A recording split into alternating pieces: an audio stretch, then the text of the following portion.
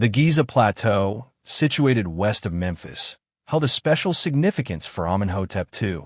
It was here that he first learned the arts of archery and horseback riding. Near the Great Sphinx lay a practice course, making the area a favored site for royal sports and pastimes. One day, as Amenhotep galloped through the grand necropolis, he was struck with awe by the majestic pyramids of Khufu and Khafra, ancestors from a distant past. Moved by their immense size, grandeur, and age, the king resolved to immortalize his own accomplishments on a magnificent stela placed between the paws of the Great Sphinx. This monument combined lofty declarations with specific details of his sporting prowess, offering valuable insight into his character. In further tribute to the Sphinx, Amenhotep constructed a temple beside it, venerating the monument as the sun god Horus of the horizon. The temple quickly became a favored place of worship for other members of the royal family, including Amenhotep's son and successor, Thutmose IV. Thutmose IV took his devotion to the Sphinx even further. He declared Hormizd to be his personal protector, crediting the god for his rise to kingship. His own great stela, erected beside his father's, recounted how Hormizd appeared to him in a dream while he was still a prince, promising him the throne if he would clear away the sand engulfing the Sphinx.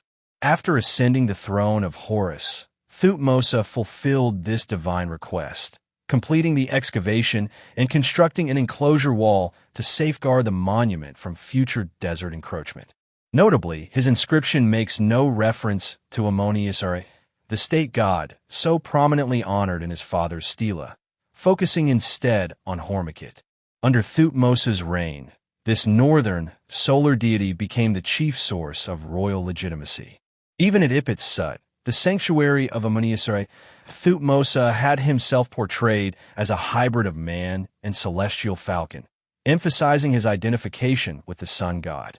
Through this deliberate imagery, he highlighted the divine solar aspects of kingship, moving away from the military image that had defined his predecessors. With peace established with Mittani, Thutmose IV shifted his focus to domestic matters rather than military campaigns. Diplomacy replaced warfare as the primary tool of foreign policy. In Nubia, administration was reorganized with the appointment of a viceroy to oversee all Egyptian-controlled territories. In the north, Thutmose strengthened ties with Mittani by marrying a Mittanian princess, sealing an alliance with a former adversary. Just 2 generations earlier, his ancestor Thutmose III had battled Mittani for dominance in the Near East. Now, former enemies were bound by marriage. This peaceful environment allowed trade to flourish once more across the eastern Mediterranean, Palestine, Syria, and Mesopotamia, with caravans transporting luxury goods by both land and sea. Egypt, rich in gold, profited most from this trade boom, exchanging its precious metal for foreign metals, timber, gemstones, and other royal luxuries. The alliance with Mittani also fueled a surge of new construction projects throughout Egypt and Nubia. These monuments prominently featured solar motifs, signaling a shift in royal ideology.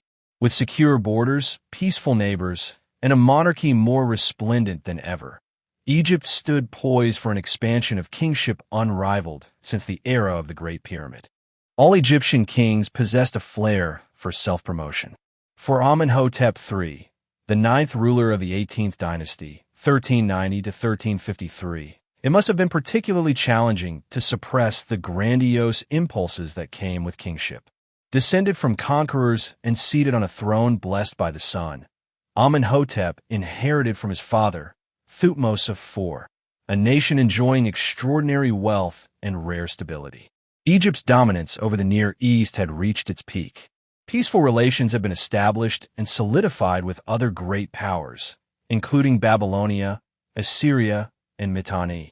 Throughout his nearly 40-year reign, Amenhotep III enjoyed the unique distinction of being the only pharaoh of his dynasty who never waged war in Western Asia. His rule was instead marked by a flourishing of the arts and an extraordinary cultivation of his own divine persona. Amenhotep's cultivation of royal fame began early.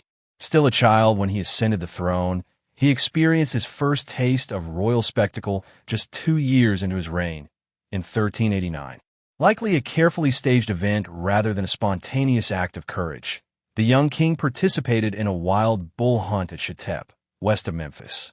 To commemorate the event, the royal court issued a large glazed scarab. Distributed widely across Egypt and its vassal territories, it broadcasted the young monarch's feat both to his subjects and for future generations. A remarkable event occurred for His Majesty. A report reached him. There are wild bulls in the desert near Shetep. His Majesty sailed swiftly downstream and arrived peacefully at Shetep in the morning. Mounted on his chariot, with his full army following behind, His Majesty ordered a trench to be dug to trap the wild bulls. He then advanced against them. The herd numbered 170. On the first day, His Majesty hunted and captured 56 wild bulls. After resting his horses for 4 days, he resumed the hunt and captured 40 more. In total, 96 wild bulls were taken. The repetitive and ceremonial tone of the account seems almost offensive. Even for a youthful king nearing adolescence, it likely required little effort to slaughter bulls trapped in an enclosed space with no chance of escape. Yet this announcement established the tone for Amenhotep's reign. He was fulfilling one of the king's most ancient and sacred duties, maintaining order by subduing manifestations of chaos. Another commemorative scarab, issued during the 10th year of his reign, celebrated a similar feat, recording that the king had personally hunted and killed 110 lions during his first decade on the throne. After his youthful enthusiasm for blood sports to demonstrate his manhood, a transformation appears to have taken place in Amenhotep III as he matured. The following commemorative scarab, issued just a year later, celebrated not a hunting expedition, but a construction achievement. This was no simple ornamental pond. It was a rowing lake over a mile long and nearly a quarter mile wide. To inaugurate the lake, the king sailed across it in his royal barge, aptly named the Dazzling Orb. In both the nature of the project and its grand opening, Amenhotep seemed to have discovered his true passion. From this point forward, the kingdom echoed with the sounds of laborers digging, hammering, chiseling, and building. Amenhotep III would become Egypt's most prolific royal builder since the very foundation of the kingdom 15 centuries earlier, fulfilling his vision of creating monuments, the likes of which had never existed since the earliest times of the two lands. Many of these structures would also serve as stages for magnificent festivals and elaborate ceremonies, all centered on exalting the king himself. Evidence from 2 of Egypt's largest limestone quarries reveals that construction had already begun at the very start of Amenhotep III's reign. Reopening these quarries was his first recorded royal act. The pace of building accelerated dramatically during his second and third decades on the throne, eventually reaching an unprecedented scale. From the Nile Delta to Nubia, scarcely a temple existed that did not bear his influence. At Saqqara, he ordered the first tomb, chapel, and burial for the sacred Apis bull, revered as the incarnation of the Memphite creator god Ptah. On the island of Abu, he supervised the building of a new shrine dedicated to another creator god, Khnum. The greatest beneficiary of this royal patronage, however, was the supreme creator, the sun god Ra. In a carefully orchestrated religious program, Amenhotep and his theologians reinterpreted various national cults to emphasize their ties to solar worship. At Kmun, for example, colossal statues of baboons were erected at Thoth's temple. While sacred to Thoth, baboons were also associated with Ra because they heralded the sunrise with their cries. At Sumenu, modern El Rizakat, near Thebes, the local crocodile god Sobuk was transformed into Sobuk Ra, a hybrid deity, and honored with a grand new temple adorned with monumental art. In all his construction projects, Amenhotep carefully linked himself with solar divinities, adopting titles such as heir of Ra and Ra's chosen one. He sought to present himself as the living embodiment of solar power, creator and sustainer of life, bringer of fertility, and the fierce eye of Ra that, when provoked, unleashed its wrath upon Egypt's enemies to preserve cosmic order. Never before had divine kingship been so deeply intertwined with such sophisticated theological constructs. Among all the sites that witnessed Amenhotep's ambitious building campaigns, none experienced his full vision and energy quite like Thebes. From the moment he ascended the throne, the king adopted the title ruler of Thebes and swiftly moved to justify it through action as well as proclamation. Under his rule, the city dedicated to Ushered was transformed into Homer's famed 100-gated Thebes. Towering temple gateways dotted both sides of the Nile, creating a landscape dominated by monumental grandeur. At Ipit-Sut, the heart of Ammonius worship, Amenhotep commissioned a new grand entrance to the entire temple complex, while also adding another gateway on the southern axis leading to the sanctuary of the goddess Mut. The king lavishly adorned these structures with an extraordinary array of stone sculptures, including over 700 statues of Sekhmet, the lioness goddess tied to the blazing Eye of Ara, with 2 statues representing each day of the year. In the northern part of the Ipit-Sut precinct, he oversaw the reconstruction of an older temple dedicated to Montu, the son of Ammonius and Mut, and the creation of a new temple honoring Mut, the goddess of truth and justice. Every building was enriched with an astonishing quantity of fine sculpture. In fact, more statues of Amenhotep III survive than of any other pharaoh, a testament to the ceaseless productivity of his royal workshops. Yet, the king's projects at Ipit-Sut paled in comparison to his grandest undertaking in Thebes, his mortuary temple on the Nile's western bank. Initiated early in his reign and continually expanded in later stages, this temple would become the largest royal sanctuary ever built in ancient Egypt. Though only the column bases remain today, due to later rulers repurposing its stones, the original temple was an unparalleled marvel. Spanning 93 acres, it surpassed even the great temple of Ammonius Ra in scale and magnificence, overflowing with colossal statues. Within one of its courtyards stood immense statues of Amenhotep III as Osiris, towering over 26 feet tall. Another court featured a seated double statue of the king and his queen, tied with fragments of 2 even larger colossi discovered nearby. The temple's northern entrance was flanked by gigantic granite statues of the king striding forward, while vast processional avenues lined with enormous sphinxes and jackals connected its 3 grand courtyards. Each court featured monumental gateways, guarded by further colossal seated figures of Amenhotep. The most imposing pair, still standing today and known as the Colossi of Memnon, rise over 60 feet high, accompanied by smaller statues of his mother, wife, and daughter. Visible for miles, these towering monuments projected Amenhotep's supreme authority, inspiring awe and reverence in all who beheld them. Beyond their imposing presence, these massive statues carried a deeper, symbolic meaning. Each year, after being partially submerged by the Nile's floods for several months, they would reappear as symbols of rebirth, perfectly expressing the rejuvenating purpose of Amenhotep's mortuary temple, his eternal mansion of millions of years. Many of the temple's divine statues were carved from granodiorite, their black color signifying rebirth, while statues of the king were often made from red granite or golden quartzite, their solar hues reinforcing his close association with Tish, the sun god.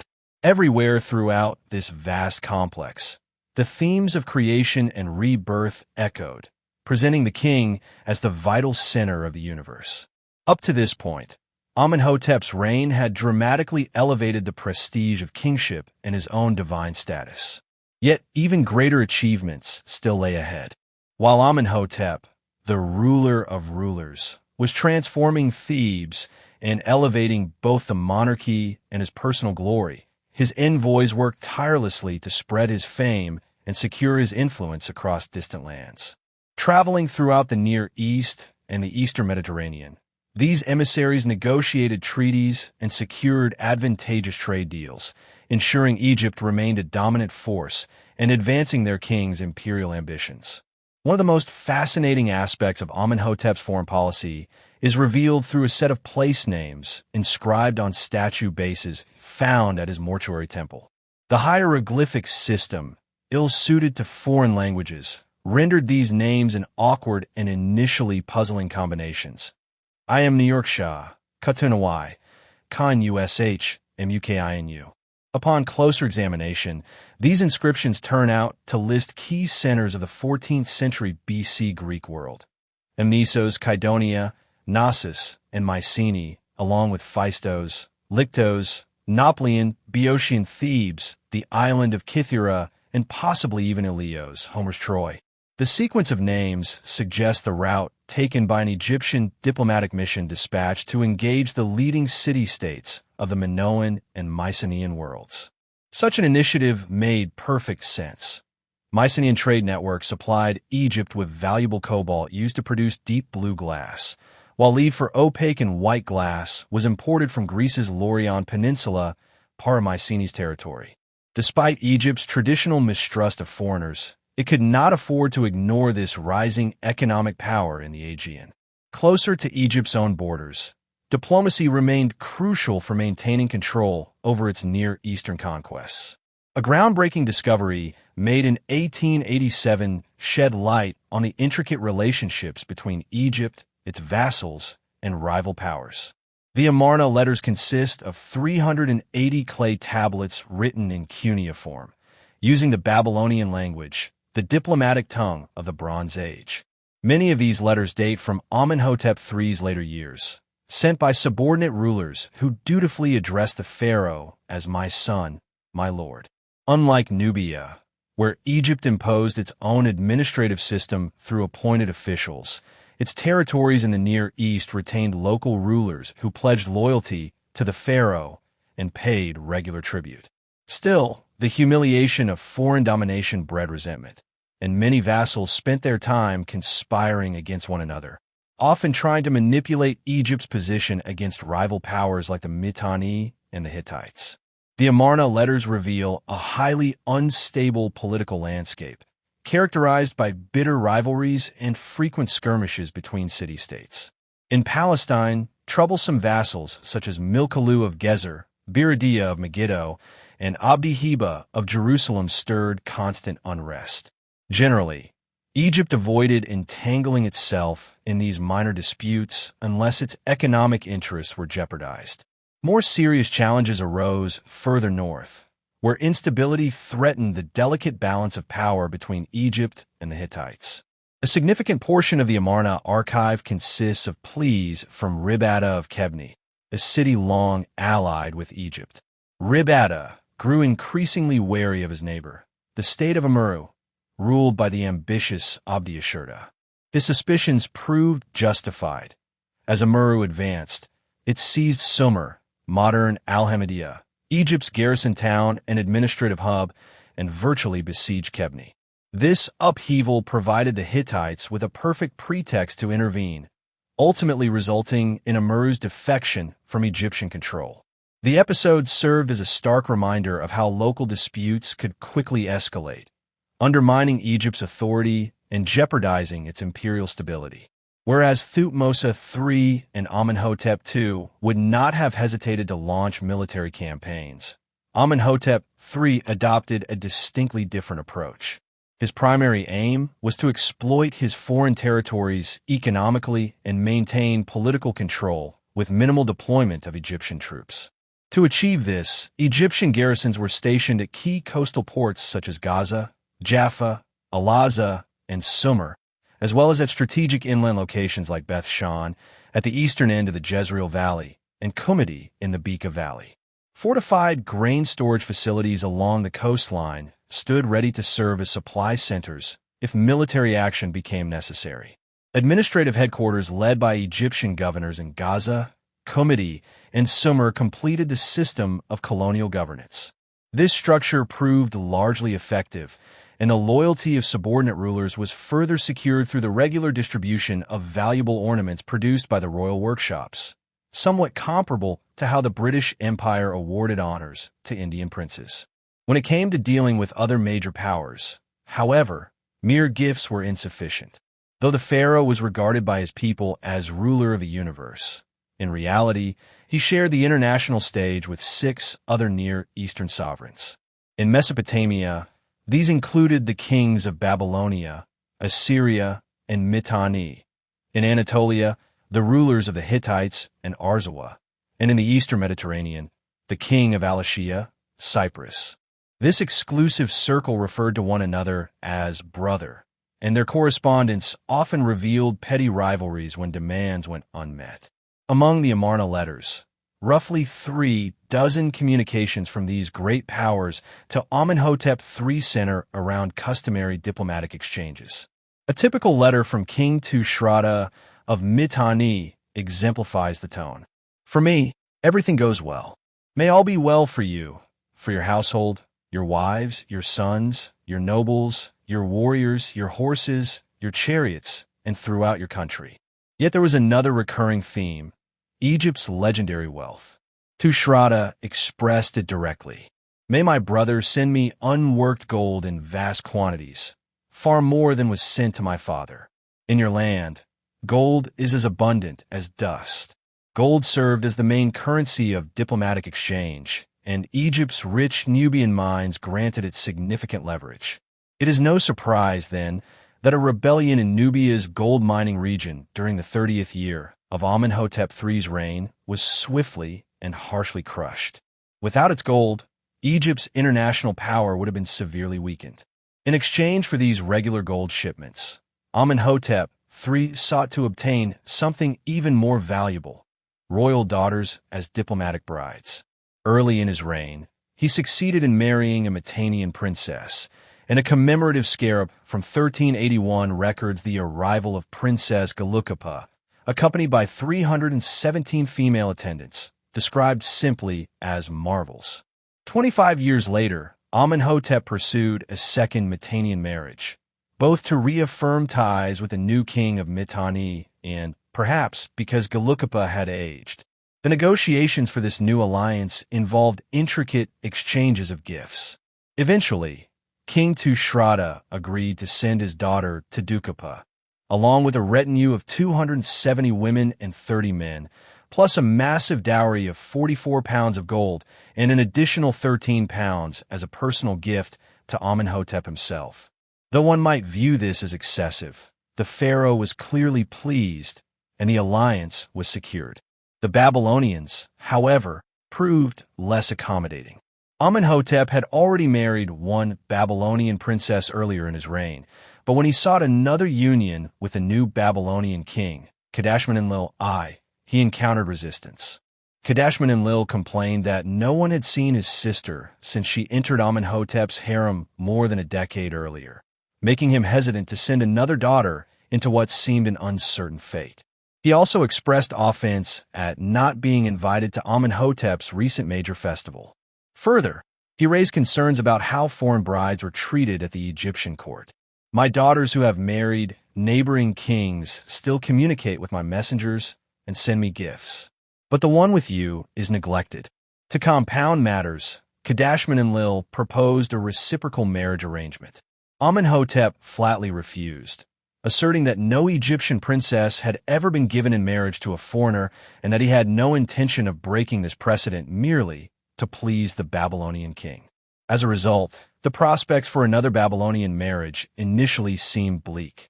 In the end, though Egypt's wealth once again tipped the scales, and Amenhotep secured the alliance he desired. The Amarna Letters record one additional marriage negotiation, this time between Amenhotep and King Tarkaradu of Arzawa. Though the correspondence does not reveal the outcome, it is likely that the negotiations were successful. Amenhotep III was not known for accepting failure. As Pharaoh approached his first jubilee, marking 30 years of rule, his campaign of self-glorification entered a new stage.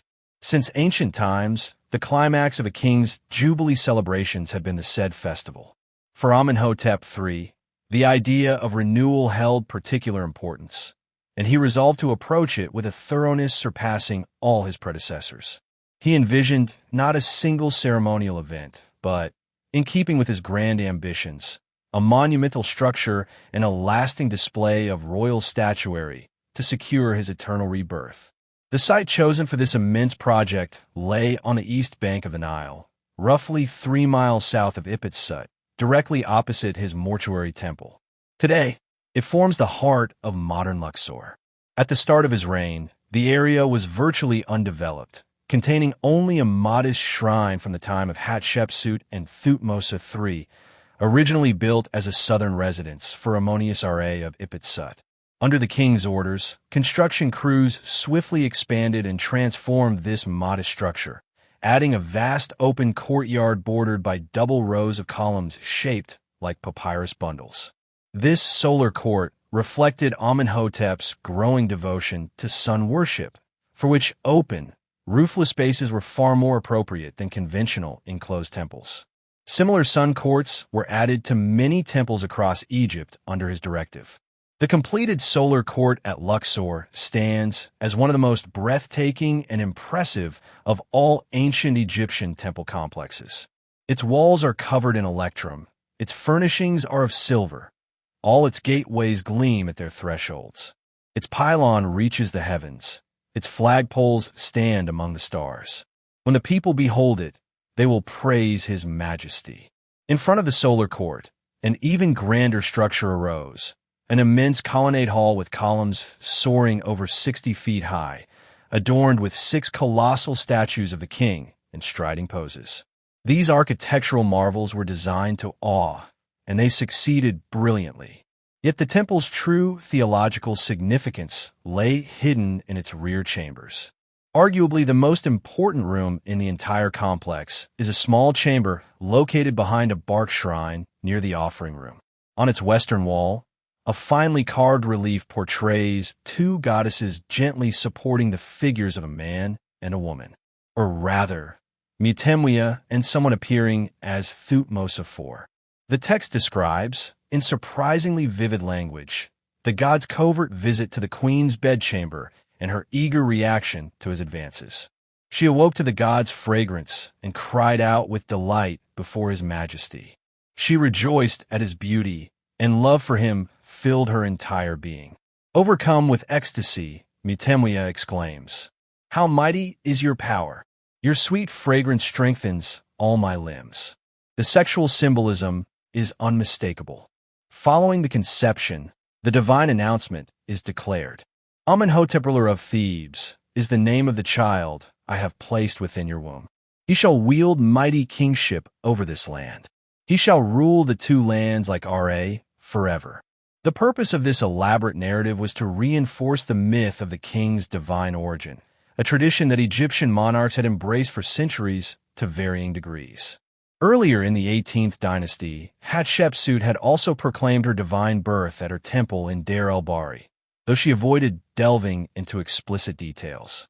Amenhotep III, by contrast, reveled in the intimate portrayal of Ammonius RA's union with the queen.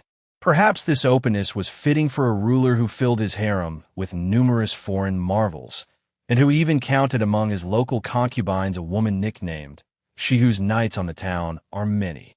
After establishing the divine origins of the king, Luxor Temple offered yet another profound statement on the ideology of kingship. In fact, the temple's most astonishing secret lies in its true purpose. Unlike most temples in Egypt, it was not primarily dedicated to the worship of a deity. Its role as Ammonius RA's southern residence served merely as a convenient facade, masking a deeper reality. The real significance of Luxor Temple in the mythology of Egyptian kingship is revealed in the reliefs adorning Amenhotep's grand colonnade. These depict the most significant ritual held at Luxor, the annual festival of Opet. Every year, the sacred images of Ammonius RA, Mut, and Khonsu were transported from Amenhotep to Luxor in a grand procession, either by land or by river. As the sacred bark shrines made their way through the streets, carried by priests, crowds gathered to catch sight of these holy figures and to receive their blessings. The Opet festival was a time of great celebration, feasting, and temporary relief from daily life. Yet, like most things in ancient Egypt, its ultimate purpose was not for the populace, but for the king. Once within Luxor Temple's sacred precinct, the images were removed from their barks and placed in their designated chambers. At this point, the king entered the sanctuary alone to commune privately with the image of Ammonius Ra. After this sacred encounter, he emerged into the Hall of Appearance, where priests and courtiers awaited to pay him homage. Special hieroglyphic markers at the base of columns indicated where the general public could stand to witness the proceedings. His transformation was evident to all, and one can assume that no one dared comment if there was anything amiss in his appearance. Through his intimate communion with the supreme God, the king had been spiritually renewed and his divinity reaffirmed. He had once again become the living son of Ammonius Ra. At the heart of this ceremony was the royal ka. It was one of ancient Egypt's most ingenious theological concepts, resolving the paradox of a ruler who was both mortal and divine. The Opet festival provided the king with the opportunity to reunite with the royal ka, becoming foremost of all the living castes, a god embodied on earth. Luxor Temple, therefore, was in essence a temple dedicated to the royal ka. As always, Amenhotep ordered the creation of a magnificent sculpture to commemorate the extraordinary transformation brought about by the Opet festival. The statue of the rejuvenated Amenhotep III stands as one of the greatest masterpieces of ancient Egyptian art. Life-sized, it portrays the king striding forward with strength and confidence, his muscular torso and limbs embodying youthful vigor and masculinity. The most striking feature, however, is his face. With oversized almond-shaped eyes, full lips, a small, flat nose, and pronounced cheekbones, his features appear intentionally childlike, conveying an exaggerated sense of youth. The statue presents the king as literally rejuvenated, transformed back into a child through the magical power of the Opet ceremonies. The statue's symbolism extends far beyond its physical form. Its very material underscores the king's intimate connection to the sun god. Carved from a deep purplish-red quartzite, known to the ancient Egyptians as bayet, it would have originally been adorned with gilded accents on the collar, bracelets, sandals, and crown, allowing it to gleam like the sun in the open quartz daylight. A closer look at the back of the statue reveals a feather pattern on the king's buttocks, signifying his partial transformation into a celestial falcon. Further emphasizing his solar associations, the king's kilt is decorated with rearing cobras, each topped with a solar disk. Amenhotep wears the double crown and stands atop a sledge, both symbols linked to the creator god Adam. This rich blend of visual symbolism declares that Amenhotep III has been reborn, united with Ra and Adam, an eternal god king. The inscription carved into the back pillar reinforces this message, proclaiming him foremost of all the living castes and the dazzling orb of all lands. At this point, the deliberate and systematic amplification of royal power had reached its peak. No longer simply the son of Ra, the king had become one with the sun itself, the very creator god who brings light and life to the world. His transformation was complete. The deification of Amenhotep III during his lifetime, the elevation of Amenhotep III to divine status during his reign, closely tied to his first Jubilee celebration in 1361 BC, marked a significant departure for Egyptian kingship. While previous pharaohs had hinted at divinity, often portraying themselves with divine traits, there had always been a fine but deliberate separation between the king as Horus on earth and Horus himself, between being the chosen of Ra and Ra as the one who chose, between a monarch as Nefer, perfected or junior god, and the true gods. No ruler before Amenhotep III had so boldly and openly declared himself a living god, fully merging with the creator deity. This transformation is most clearly seen in distant Nubia, at the far southern boundary of Egypt's 18th dynasty power. Among Amenhotep's numerous construction projects was the establishment of a new temple inside the fortress of Kemet, present-day Salab, intended to secure Egyptian Nubia against the territories beyond. Reflecting his solar aspirations, the temple was situated on the west bank of the Nile, facing the sunrise.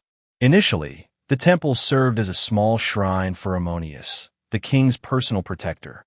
However, it was later expanded with 2 solar courtyards and a columned hall filled with statues.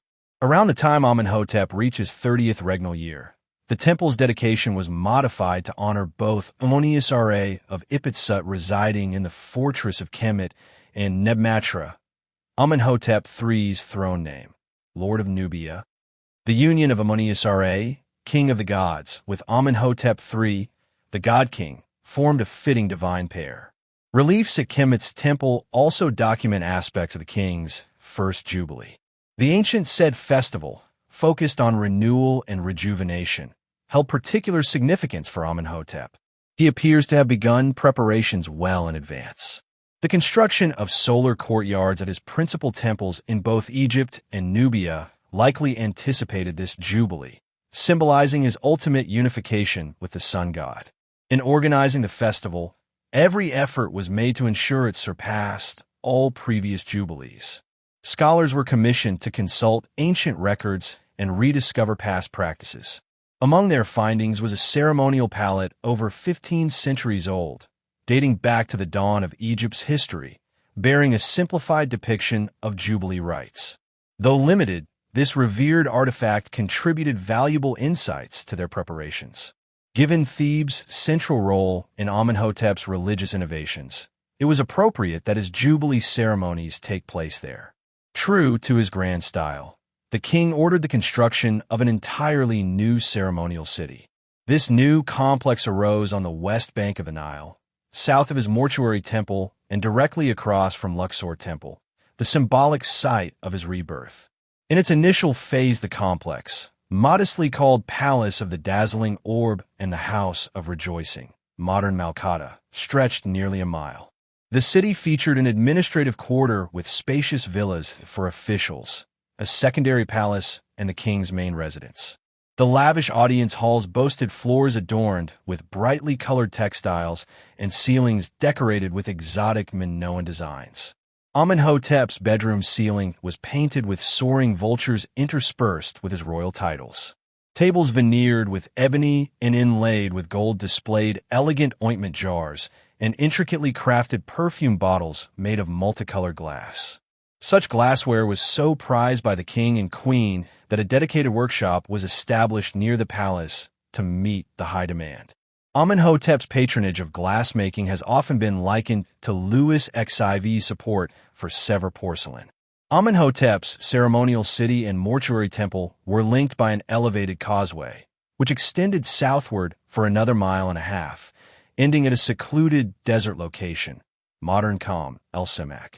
There, following ancient tradition, the king sat enthroned on a raised platform with twin stairways, symbolizing his rule over both Upper and Lower Egypt. Beyond this site, unfinished royal structures dotted the remote Theban hills, though the full extent of Amenhotep's plans remains a matter of speculation. The imagination of the king and his advisors appeared limitless.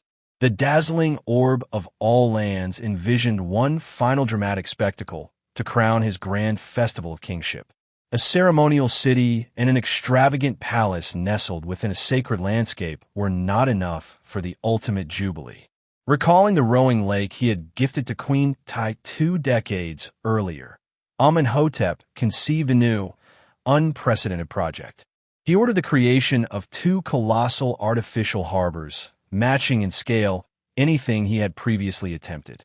Each harbor stretched nearly half a mile in length and a quarter mile in width.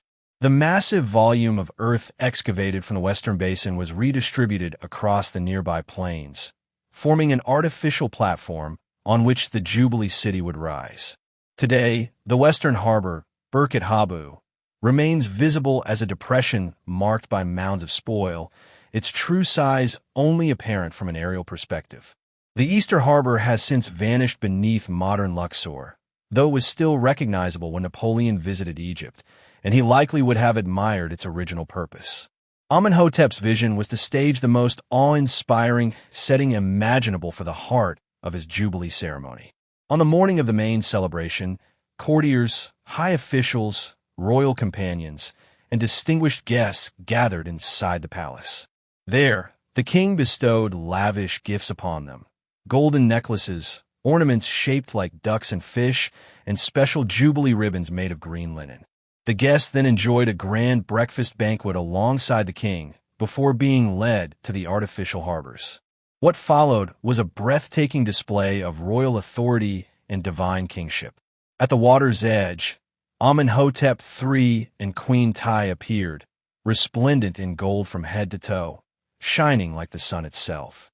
At the eastern harbor, they boarded a replica of the sun god's morning bark. As a ritual reenactment of the sun's daily journey into the sky, the assembled courtiers took up the ropes and gently pulled the vessel forward, symbolically towing the sun god into the heavens at dawn. The procession then moved to the western harbor, where the king and queen reappeared, this time aboard a replica of the sun god's evening bark.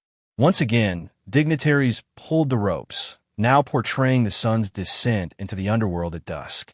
The spectacle was so magnificent that the master of ceremonies could later boast that, since the time of the ancestors, no generations had celebrated such jubilee rites.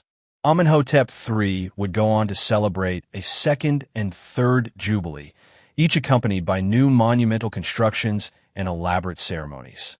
Then, unexpectedly, in 1353 BC, he died, still in his late 40s. His sudden death must have deeply shaken a population steeped in royal propaganda and a court that believed in the king's immortality. Yet no one could have anticipated the revolutionary upheaval that awaited Egypt under Amenhotep's successor. The brilliant sun of Egypt had set. When it rose again, it would blaze with a harsh, unyielding intensity. In the chronicles of ancient Egypt, no figure has sparked more debate and fascination than one particular ruler. He inspires both admiration and disdain in equal measure. From romantic novelists to opera composers, his magnetism has proven irresistible. During his relatively short life, he completely transformed Egypt, yet his sweeping reforms were swiftly undone after his death.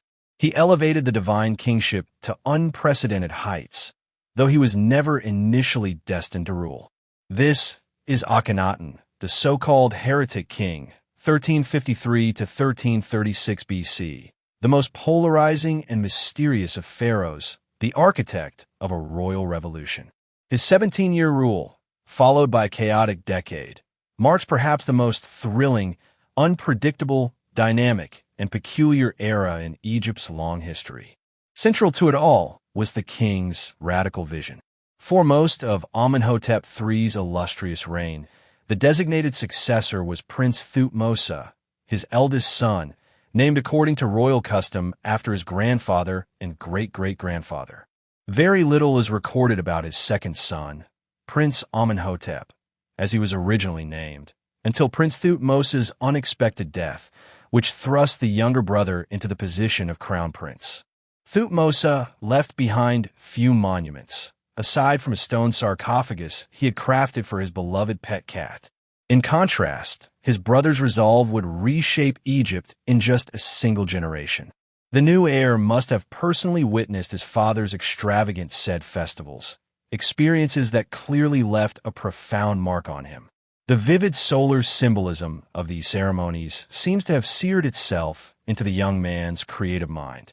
While there is no sign of theological radicalism at the start of Amenhotep's rule, any such revolutionary ideas must have been developing beneath the surface. Ascending the throne as Amenhotep IV, he initially fulfilled his duty as a devoted son, completing the decoration of his father's grand entrance at Ipit-Sut. He added his own carvings in the conventional style, depicting himself striking down Egypt's enemies. In Nubia, following in his father's footsteps, he established a new settlement, complete with a temple dedicated to Amuniasare, king of the gods. Distant rulers also recognized his ascension. From Cyprus, the king of Alashia sent congratulations and a gift of sweet oil to mark his coronation. Everything appeared poised for yet another glorious reign, following the familiar dynastic pattern. Egypt's imperial territories reaffirmed their loyalty as well. One particularly flattering letter arrived from the vassal king of Tyre, overflowing with customary expressions of devotion. I fall at the feet of the king, my lord, 7 times and 7 times. I am but the dust beneath the sandals of the king, my lord. My lord is the sun who rises over all lands each day. Such declarations seem to ignite new ambitions in Amenhotep IV. Within a year of his accession, he revealed his true intentions by launching a building campaign that rivaled his father's grandeur. The sandstone quarries at Gebel el-Silsila were pushed to their limits, worked by unprecedented numbers of conscripted laborers recruited through a nationwide call to service. Monumental structures adorned with royal statues were nothing unfamiliar to Thebes, which had grown accustomed to grandiose constructions during the later years of Amenhotep III's reign. Yet Amenhotep IV's vision diverged significantly. His projects would be concentrated at a single location, the temple complex of Ipit-Sut. Instead, he chose a vacant mudflat beyond the eastern wall, directly facing the rising sun. This carefully selected site lay outside the domain of Ammonius-Ra, signaling a deliberate break with tradition.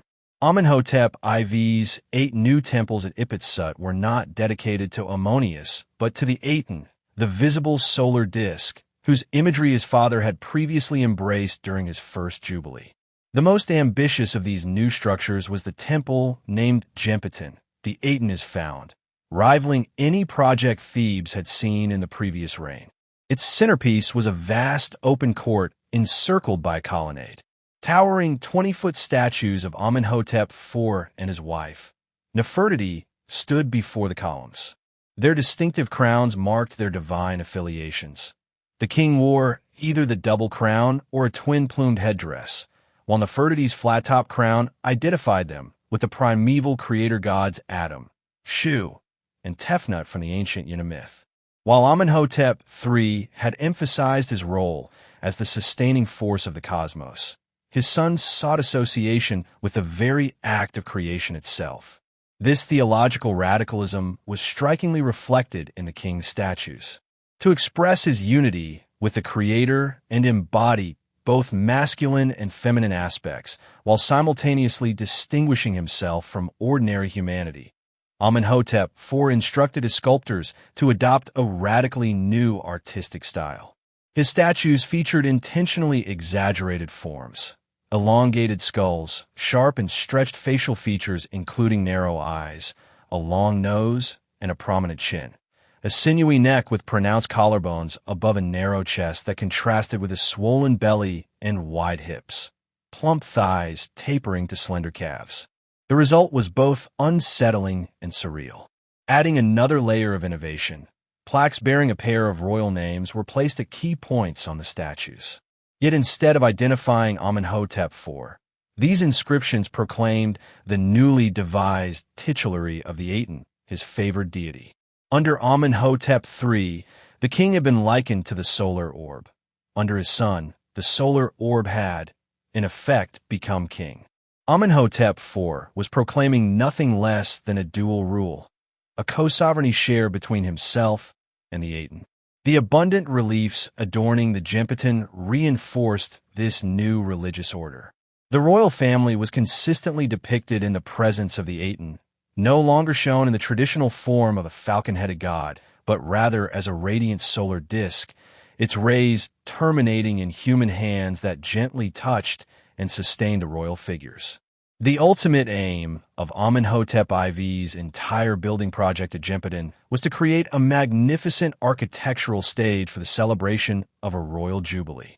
In the 3rd year of his reign, Amenhotep IV held his own said festival, maintaining the same schedule established by his father.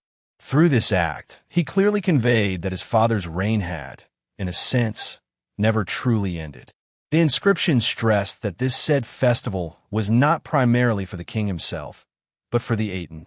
This represented a bold yet natural progression of Amenhotep III's religious doctrine. The deceased king had become the sun itself, destined to reign eternally, with repeated jubilees performed on his behalf by his son. The said festival at Ipit-Sut was therefore not a conclusion, but the inauguration of a new age. The sun god and king would now rule together, recreating the world with each new day. These Jubilee festivities also pointed towards a dramatic transformation in Egyptian religious life. Traditional processions of the gods were abandoned. In their place, the king and his family became the central focus of devotion. Each day, they traveled in ceremonial procession from palace to temple and back again, with cheering crowds and assembled dignitaries lining the route in reverence.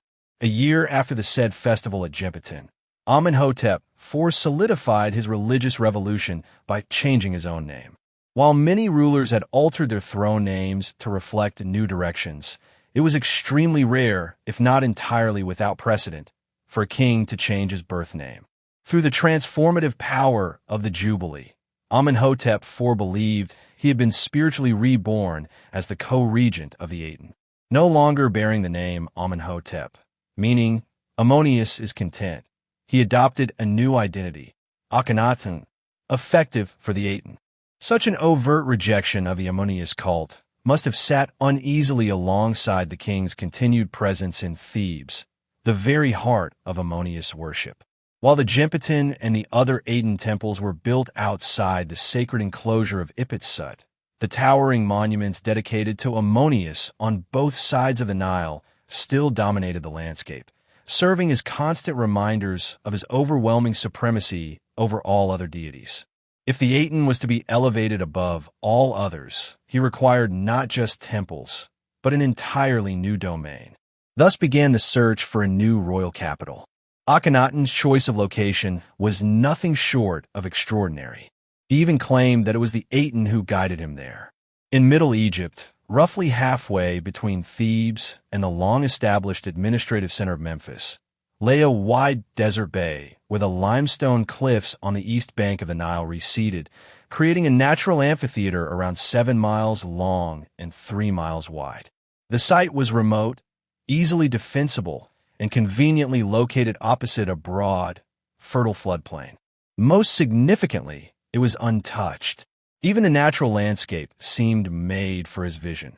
The shape of the eastern cliffs resembled the hieroglyph for horizon, the place where the sun rises to renew life each day.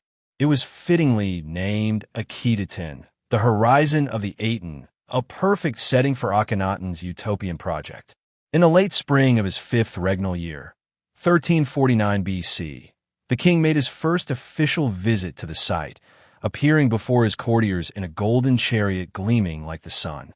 There, after a grand open-air offering to the Aten before the cliffs, he formally proclaimed the establishment of his new city, dedicating it to his god for eternity as his monument, with an eternal and everlasting name.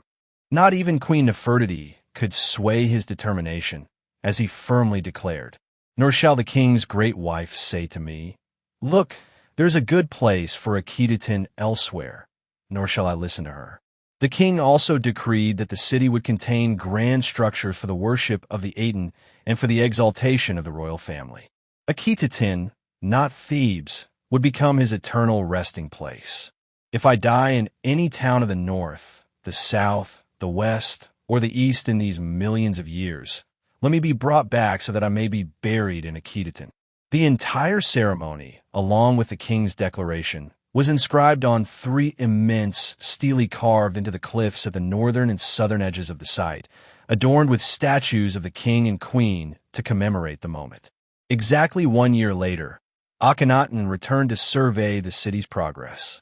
After spending the night in a richly carpeted tent named Aten is Content, he once again rode out at sunrise in his gilded chariot, made another offering to the Aten, and took a solemn oath, in the name of the Aten and the lives of his wife and daughters, that everything within Akhenaten would belong solely to the Aten for all eternity. This second decree, which more precisely defined the city's boundaries, was carved onto an additional set of 13 boundary markers positioned on both sides of the Nile. The pace of construction accelerated rapidly. Massive amounts of stone were extracted from a vast quarry cut into the northern cliffs. Builders used standardized stone blocks small enough for a single worker to handle, which allowed for swift progress. After 2 years of intense activity, the new city was ready to receive the royal family as their permanent home. As Akhenaten had envisioned, the horizon of the Aten was meticulously designed to highlight its major public buildings. These key structures were connected by the royal road, which ran parallel to the Nile, forming the ceremonial spine of the capital. Each day, the king's chariot journey from his royal residence to the seat of government and back deliberately echoed the Aten's daily passage across the sky, symbolizing the intimate relationship between the heavenly and earthly co-regents. This daily procession also provided the city and its inhabitants with a consistent ritual focus, replacing the traditional religious festivals that the king's new theology had effectively abolished. The primary royal residence was situated at the northernmost edge of Akhenaten, nestled between the cliffs and the river. Within its fortified walls stood the palace itself, supported by extensive barracks housing the royal guards. Nearby were a large administrative building and an array of grand mansions reserved for the king's most trusted advisors. Each morning, as the king proceeded southward in his chariot, his route first carried him past a separate palace dedicated to the royal harem. Lavishly adorned with painted murals and gilded stonework, this residence offered a serene and luxurious retreat. Its central courtyard featured exquisitely maintained gardens, irrigated by an advanced system drawing water from the Nile. Stalls housing cattle and domesticated antelope ensured a steady supply of fine meats for the palace's daily feasts. Beyond this royal compound lay the heart of the city itself. One can imagine the king's cavalcade quickening its pace as it passed by the homes of ordinary citizens. To the east of the royal road sprawled the northern suburb, one of Akhenaten's two primary residential districts. While the city's public buildings reflected careful urban planning, the same could not be said for the layout of its neighborhoods. The houses of the populace were clustered in a haphazard fashion, with large villas belonging to prosperous merchants surrounded by smaller dwellings for their servants and dependents. A labyrinth of narrow streets and winding alleys contributed to the village-like atmosphere. These neighborhoods buzzed with activity, constantly evolving as new homes were constructed and the city expanded. Continuing south along the royal road, the king's chariot procession finally entered the central city, the religious and administrative core of Akhenaten. The most imposing structure was the House of the Aten, the god's principal sanctuary, with a street frontage stretching 750 feet and extending nearly half a mile deep. Beyond its two colossal entrance towers lay enormous open courtyards filled with mud brick altars.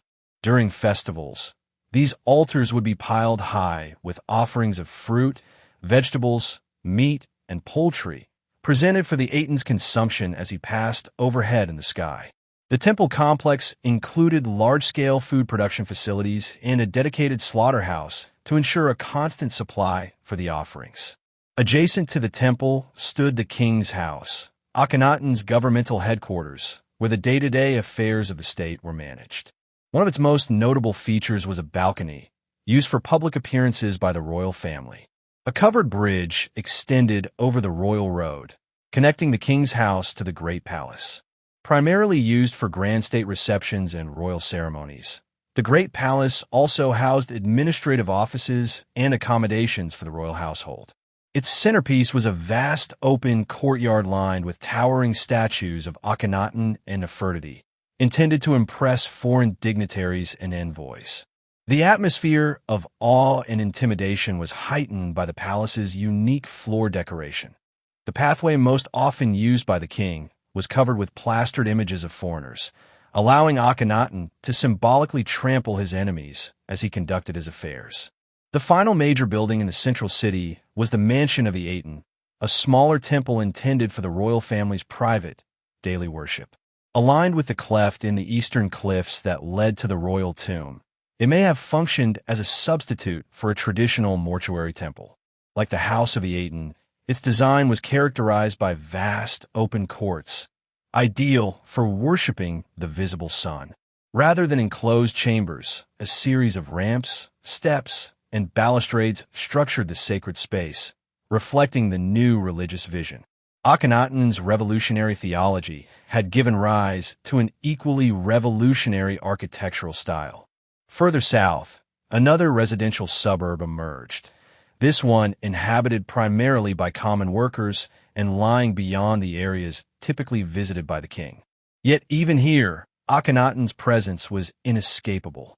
On the outskirts of the city stood 5 large ritual complexes, each dedicated to an important female member of the royal family. These monuments ensured that wherever the city's residents turned, the royal family's influence remained both highly visible and deeply entrenched. In his new sun city, Akhenaten was not only all-powerful but ever-present.